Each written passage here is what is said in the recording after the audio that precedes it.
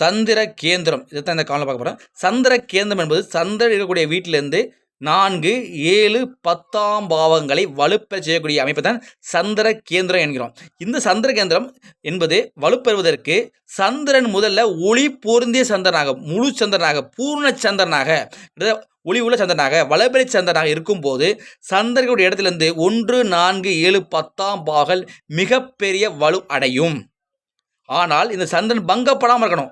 பங்கப்படாமல் என்றால் ராகுவுடன் தொடர்பு செய்யக்கூடாது, சனி போன்ற கிரகங்கள் இணையக்கூடாது, ஒளிச்சந்திரனாக தனித்திருக்கணும். அப்படி இருந்தால் கூட சந்திரன் வந்து 7ஆம் பாவகம் என்றிருக்குல்ல, அந்த சந்திரனும் பார்ப்பார், அந்த கிரகம் பார்க்கும். அந்த கிரகமும் சுபக்கிரகமாக இருக்கணும். ஏன்னா சந்திரன் பாதிக்கப்படக்கூடாது.